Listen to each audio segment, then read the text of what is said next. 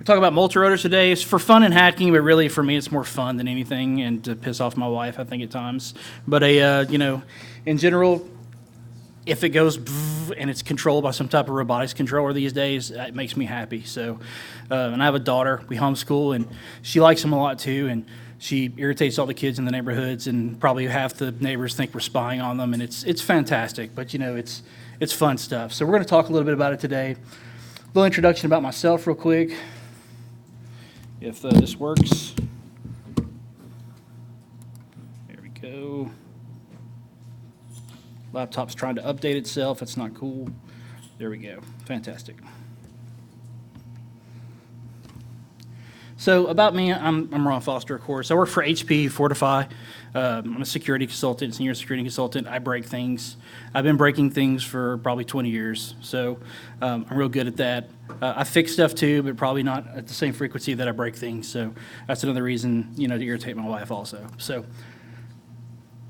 little bit about multirotors. Well, what is a multirotor? We hear a lot in the news and everywhere else these days about drones, and drones kind of an innocuous term. UAV is another way to describe a drone, which is, something you don't drive. It's an autonomous vehicle. So it can be autonomous, but it can also be actually piloted by a human. So generally what we see, even the little toy things that they're calling drones these days, are just, little piloted quadcopters. They're fantastic. They're getting cheaper by the day, and I mean really cheap. Like I can get stuff like, I have a little bitty mini drone in my bag that I can get shipped from China for like $12 with a controller ready to go, and I make lots of children happy at Christmas. So, I mean, it's just, they're fantastic at how cheap they're getting. So it's a hobby that's come down a lot in price, and you can really get into it really expensively now. So, but for the focus of this talk, we're really going to be talking about things that are multi-rotors, because when we talk drones, they could be winged aircraft, they could be airplanes, it could be all kinds of things. They could even be helicopters. But helicopters usually only have 2 to 3 rotors, so for the purpose of this talk, we're going to talk about things that have more than 2 rotors.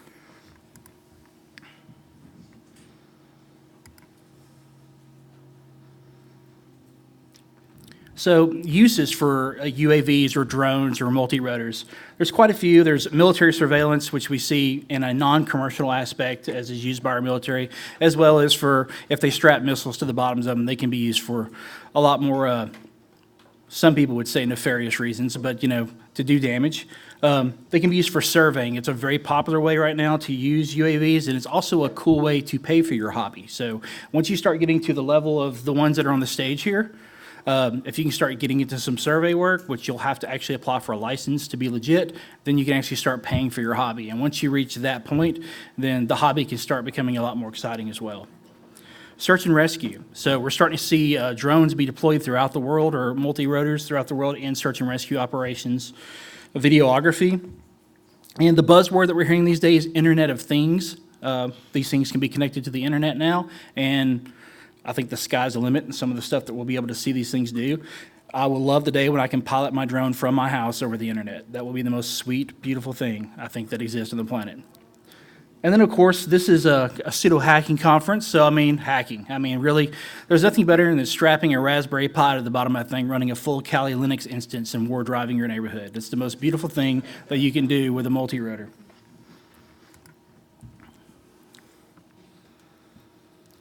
So types of multirotors. There's multiple configurations. There's a few here on this slide, from a configuration standpoint. We have quad multirotors, such as this one. And generally when you build these things, you can build them in 2 major configurations, whereas the 2 front rotors, this is forward, this is back, or in a plus configuration where this is forward and this is back. And those are the 2 major configurations, at least for this. And you'll see on the board here, there's multiple types of configurations, from 3 rotor craft all the way up to octo or 8 rotor craft.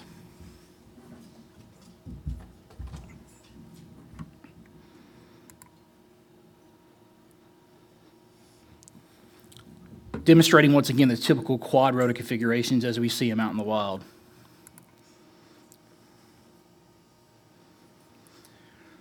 So basic parts and components of a multirotor. We have the frame of the multirotor, and this can be anything from dowel rods in a toolbox. You just want to create an X. I mean, so you can literally build it out of anything. ESCs, which are electronic speed controllers, these are just little regulators that regulate the voltage from the battery to the motor, or from the controller to the motor. A power distribution, which is usually some type of harness or a soldered board, which allows the power from the battery to be distributed to all the components.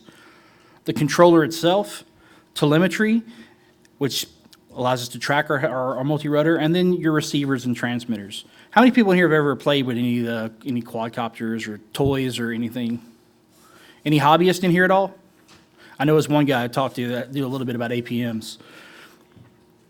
The hobby's getting cheaper by the day. How many people have heard of a Phantom? Have you ever heard of Phantom? That's a real popular model. I'm not a DJI Phantom kind of guy, and I'll talk about that later on why, but it's a very popular model multi-rotor right now. So the heart of your multi-rotor is going to be the controller. This is probably where you have the potential to spend the most amount of money on your multi-rotor. On the cheap is the KK2, and it's a fantastic little board, and it has a built-in LCD on it. You can program it directly from the board by hitting little dip switches and ups and downs, and the board's like $35. So the entire brains for your multi-rotor, $35, and you can program it right there on the board. They're fantastic, and they're awesome. The downsides of KK2s, you don't get fancy stuff like GPS and things of that nature. Same thing with like the multi-Wiis, which is another really inexpensive board.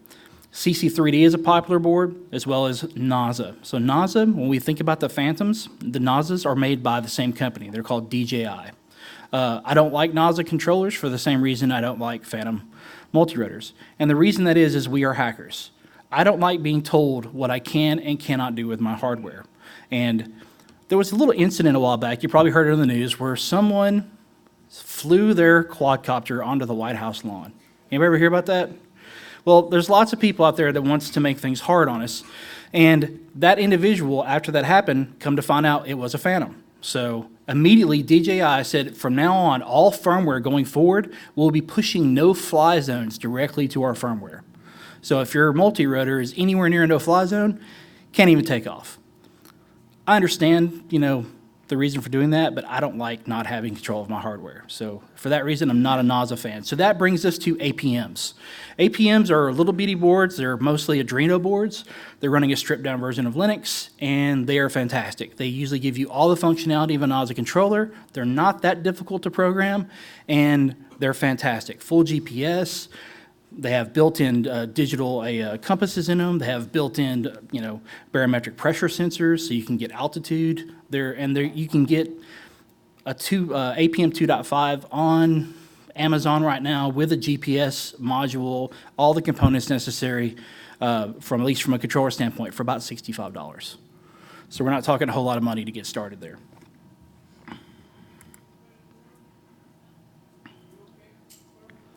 So when we talk about receivers and transmitters, this is another area where we can spend a whole lot of money. Once again, I'm a friend of the open source, so I run Turnigy.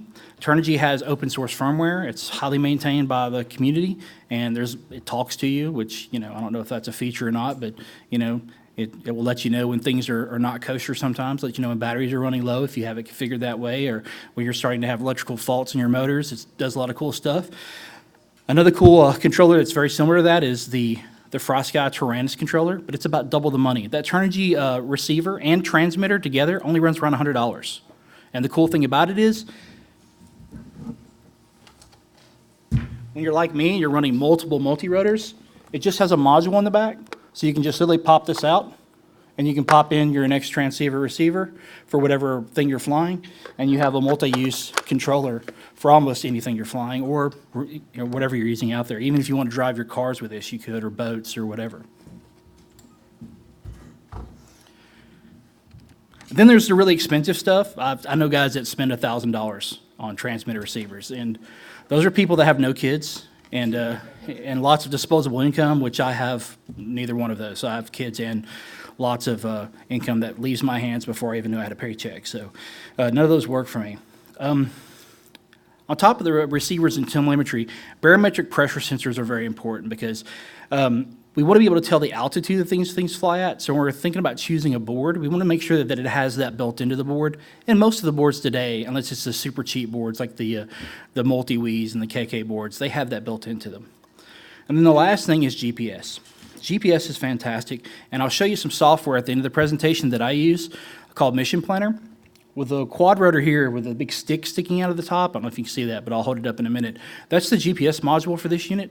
And the cool thing about it is I have my radio transmitter set up so I just flip a switch, and then my laptop drives my multirotor. I can tell it what GPS coordinates I want it to fly to, at what altitude, and literally flip a switch and it'll come back and land itself. I don't fly it at all. So it's a really good way to war drive your neighborhood. And it also violates a lot of FAA guidelines. And we'll talk about that towards the end of the presentation as well.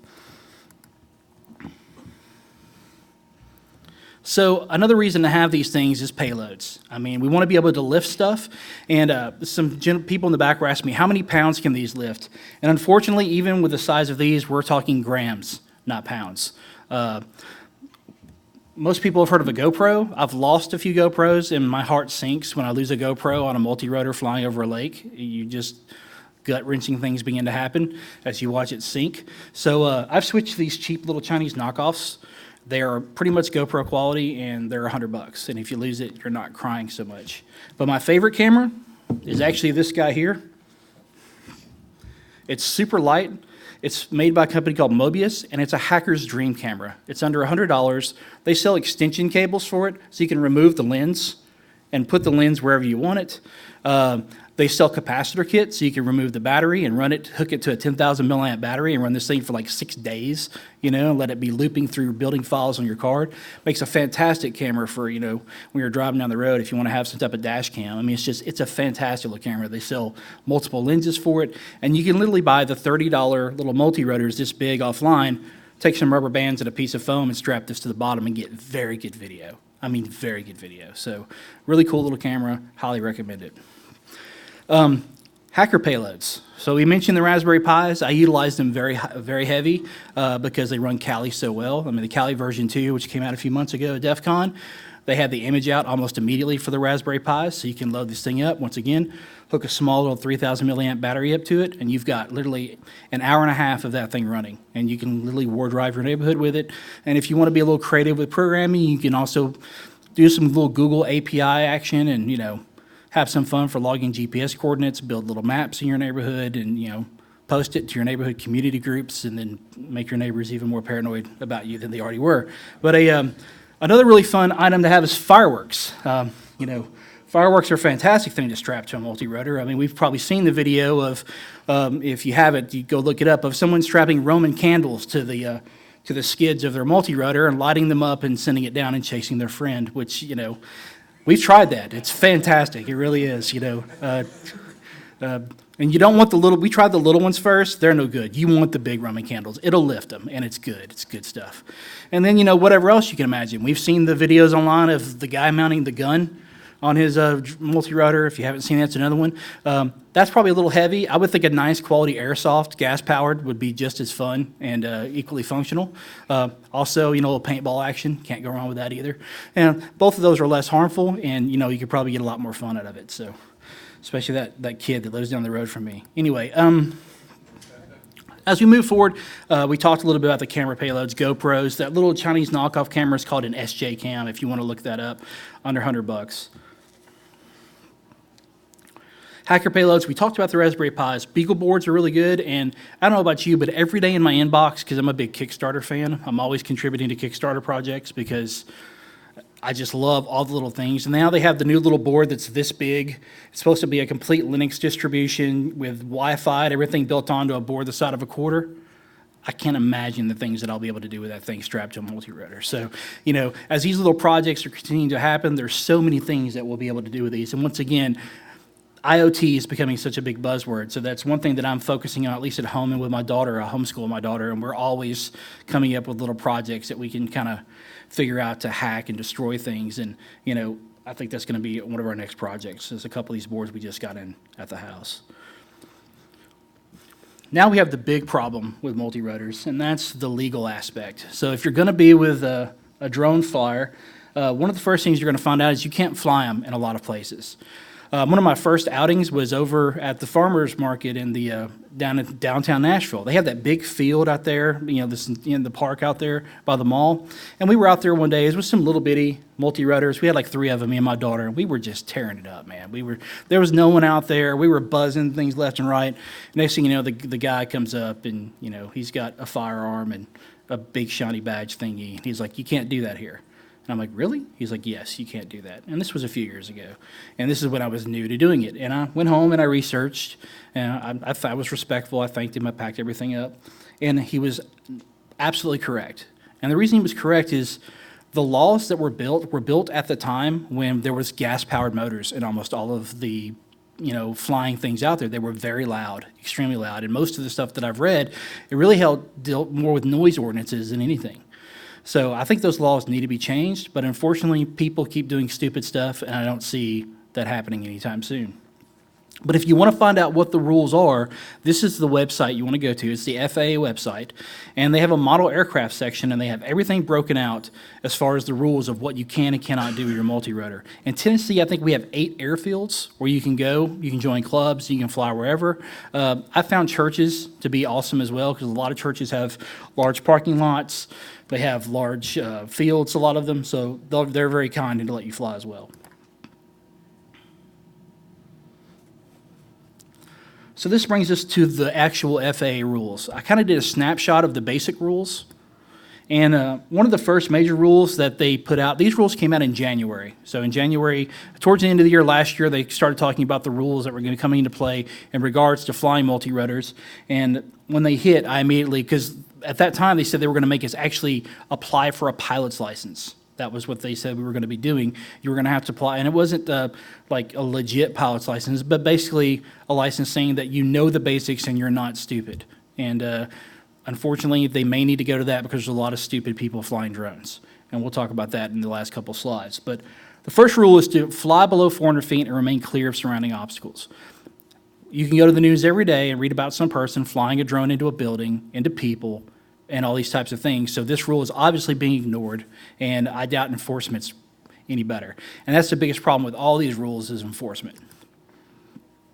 Keep the aircraft within visual line of sight of all times. Well, that kind of beats the purpose of having a GPS multirotor that you can fly through your neighborhood programmed and not see it. So you can just tell it to do its thing. So personally, we're probably already violating the law if we're playing with GPS, type things with coordinates, because if we're doing any type of waypoint tracking, we're violating the rules. Also, remain well clear of and do not interfere with manned aircraft operations. I can't imagine. I'm sure like this one will go 4,000 feet if I wanted it to, but literally seeing airplane pilots and commercial jets saying, "Yeah, we're at 4,000 feet and just got buzzed by a drone." That's not good stuff at all, because it could be sucked into a motor. It could actually do damage to the aircraft. There's a lot of risks there, and the rules are there in place for a reason. Don't fly within 5 miles of an airport. I'm not even going to read the rest of that. It's a contact. Just don't fly within 5 miles of an airport. It's just not a smart thing to do, period. And don't fly near people or stadiums. Or places where people are overly paranoid, period. I think that's just a great way to do it. Or you'll get your aircraft shot out of the sky, like the news article a few months ago with a guy flying through the neighborhood, and a guy comes out with a shotgun and blows it out of the air. So just be real careful about where you're flying these things. And don't fly any aircraft that weighs more than 55 pounds. And let me tell you this right now. 55 pounds is a lot of multirotor. All these, because weight is such a consideration, when you're building these things, you're going to find that the motors have a thrust rating on them. So what you want to do is you want to kind of get all the components outside of your motors, put them on a scale, including your cameras, GoPros, whatever, and figure out what those are going to weigh, and then factor in how much the motors weigh themselves. And then when you buy your motors need to be double the thrust of the weight capacity. So they'll say this motor's rated for 300 grams. Well, that means if you have a 600-gram copter, that's not enough motor for you. If you have a 150-gram copter, a 300-gram motor, you're good to go. So that's how much thrust you want. Of course, that's going to be spread across multiple rotors. There's some math that has to be done, and my 10-year-old doesn't like math, so that's another reason to tell her that if you want to fly and build these things, you have to learn math. So there is a reason for it. And don't be careless or reckless with your unmanned aircraft. just watch YouTube. That's all really all you got to see. I mean, just go to YouTube. That would be great for the YouTube party. We can just find careless, videos. So then we have Monday.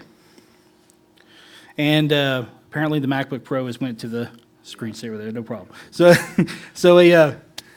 As of Monday, though, we got a ratcheting thing that was awesome in my email box, and it said the government has now decided once again they want us to register drones. And this is for every drone. This means if your kid goes to Toys R Us and buys a $20 little helicopter, the government wants you to register it as per the rules that they're speaking of now. But as also is typical with the government, when they announced that, they said, well, we're hoping to support this set this up within 2 months. We really have no way or idea how we're going to do this. We have no idea how we're going to enforce this. We just know we're going to charge you money to register your craft, and that's kind of the way we're going to do it right now. And the whole purpose, of course, is to track who does what.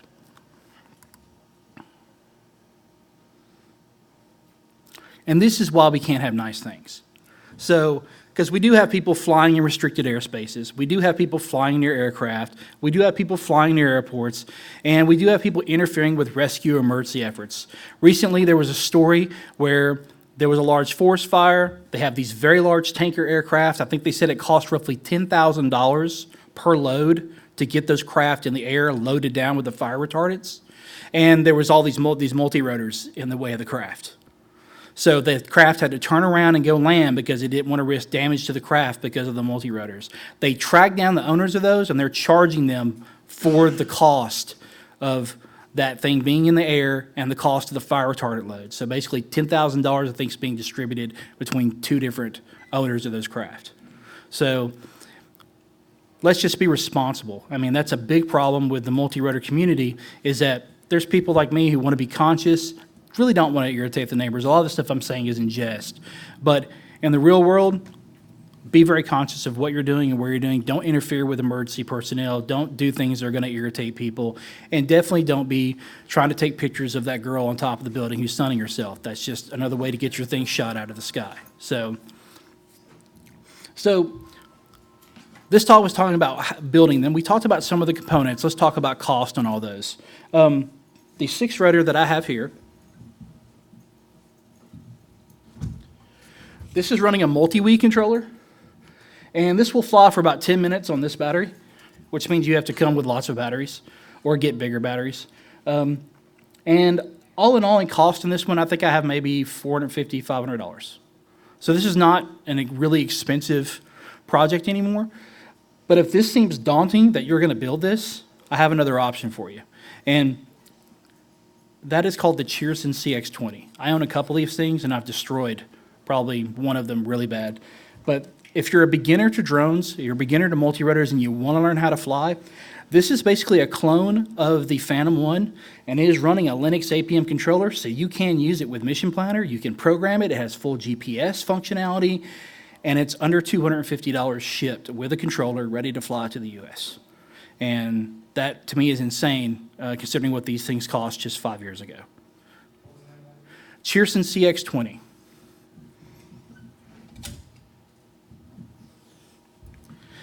So where do I buy my parts? Well, Hobby King is a very popular website to do that from. Banggood. Banggood is actually the site that has the CX-20 for under $250.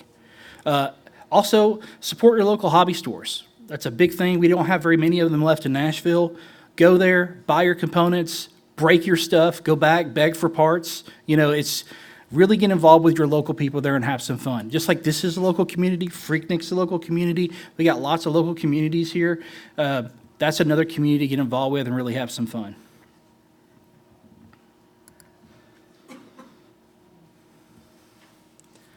So the buy versus build. Once again, if it's too daunting, then the buy option is probably fantastic for you. The CX-20, as of this morning, was under $250. I checked it right before I came in. It is an open source copter. It is running a stripped down Linux. And the beautiful part of it is telemetry. This little module here is a telemetry module that I have on this one. This is running an APM. This CX-20 is running an APM. So it's the same type of controller.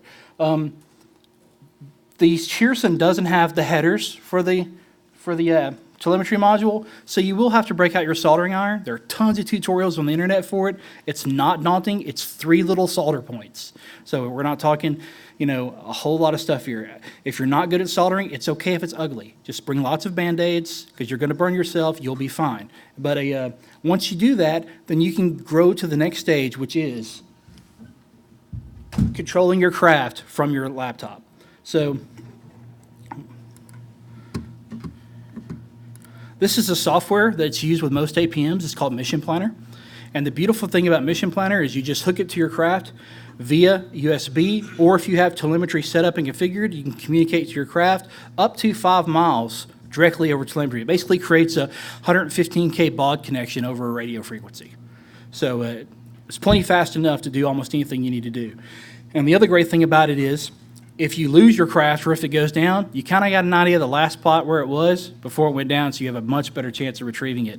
In the early days of flying larger aircraft, I learned very quickly you can lose them, and if you don't put your name on them, they're gone forever. So another thing is, if you're going to be flying these things, especially in residential areas, put your name on them. Say you'll pay a reward. It's $2, whatever. I mean, just don't say what the reward is. Just say you'll pay a reward. If you'll bring me back my craft, and and hopefully you'll get that retrieved. But the beauty of this software is literally you can simulate the software. Well, it's not on the screen. I don't know what's going on here. Let's see.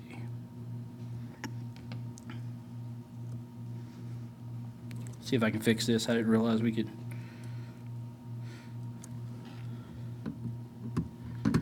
Oh, well, you can come see me on Mission Planner. But the beauty of Mission Planner is that we can configure all these components. It literally has a virtual table in it, so you can literally work your controls and see what the software is telling the controller to do without it ever leaving your kitchen, without it actually flying. So you can really tune your multi-rotor just with Mission Planner software. You can also play with a lot of other cool stuff, like setting virtual boundary fences and things of that nature, which you can do with a CX-20. So you can say never leave within a 10-foot radius of me. So it will never fly away. It will be within a 10-foot boundary. You can set never fly above a specific altitude, so don't fly above 75 feet. So there's a lot of customization you can do in the software, update the firmware in your multi-rotor, and it's fantastic. And once again, under $250 for all that capability, and it's really good stuff. So, but that's pretty much my talk. I'm Ron Foster. Is there any questions? For the inexpensive, the CX, have you tried strapping GoPros?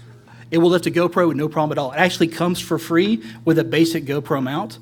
They sell a very good 2-axis functioning gimbal for around $100 that is powered. So you will get a full working gimbal, so you get very stable video. I actually have a video up on YouTube of me tuning the gimbal on a CX-20. On YouTube, I'm just VecTech, so you can look for my channel. It's VEKTEK. You can find that video, and you'll see me actually from my controller just twisting some knobs and the gimbal rotating the camera on its axis live. So as I was tuning it up, getting it ready for a flight. Any other questions? Yes, sir. About 3 years ago, I tried to build one, and I could get it about 1.5 feet off the ground, but all it would do is this. I never managed to actually not crash it within 3 or 4 seconds of it lifting off the ground. Is technology a little easier now, or do I just suck? Yes. Thank you. All of it. All of it. No, let's just be honest. That could be something as simple as your props not being balanced. I mean, they make little prop balancers you can buy for $20, so you can take these guys, put them on there and spin them, see where the wobble is, and put a little piece of tape on it till you get them balanced. It could be lots of things. In 3 years, yes, lots of things have changed. I tell people, if they have never built before, start with something like a CX-20, and the beauty of it is, because it is literally, it's this. It really is. It's all the components here separate, except a lot of it's soldered into PCBs or whatever.